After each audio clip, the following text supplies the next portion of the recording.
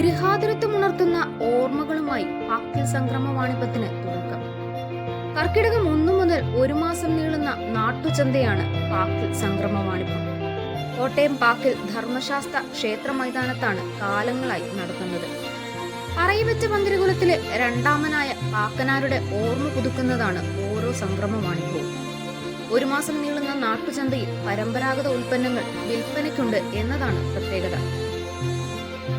പണ്ടുകാലത്ത് പഞ്ഞക്കർക്കിടകത്തിൽ ഉപ്പു മുതൽ കർപ്പൂരം വരെ കിട്ടുന്ന ഉത്സവമായിരുന്നു സംക്രമ വാണിഭം. കാർഷിക സമൃദ്ധിയുടെയും വാണിജ്യ വ്യാപാരത്തിന്റെയും ഉത്സവമായിരുന്നു.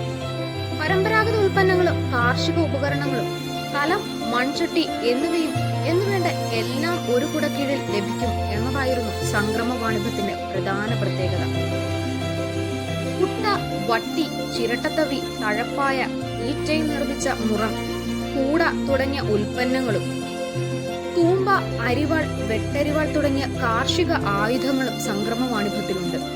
ഇവ കൂടാതെ മൺചട്ടി, കൽച്ചട്ടി, ഉലക്ക, ചിരവ, അരകല്ല്, ആട്ടുകല്ല് എന്നിവയും പ്രകൃതിദത്തമായ കുടംപുളിയും വാളംപുളിയും ഒക്കെ ചന്തയിൽ വിറ്റിരുന്നു. വീട്ടുപകരണങ്ങളും തടിയിൽ നിർമ്മിച്ച ഫർണിച്ചറുകളും ലഭിക്കുന്ന ഇടമായിരുന്നു പാക്കിൽ സംക്രമം. എന്നാൽ ഇന്ന് ഫർണിച്ചറുകളുമായി ആരും എത്താതെയായി. വൈക്കം, തെള്ളിയൂർ, കാവാലം തുടങ്ങിയ പ്രദേശങ്ങളിൽ നിന്നുള്ള പരമ്പരാഗത തൊഴിലാളികളാണ് വ്യാപാരത്തിന് എത്തിയിട്ടുള്ളത്.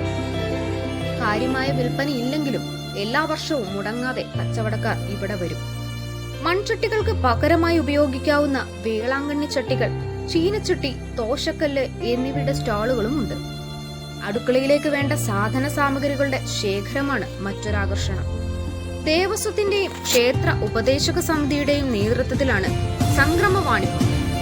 പഴയ നാട്ടകം ഗ്രാമപഞ്ചായത്ത് കാര്യാലയം മുതൽ പാക്കിൽ വരെ നീളുന്നതായിരുന്നു ഒരു കാലത്ത് സംക്രമ വിപണി.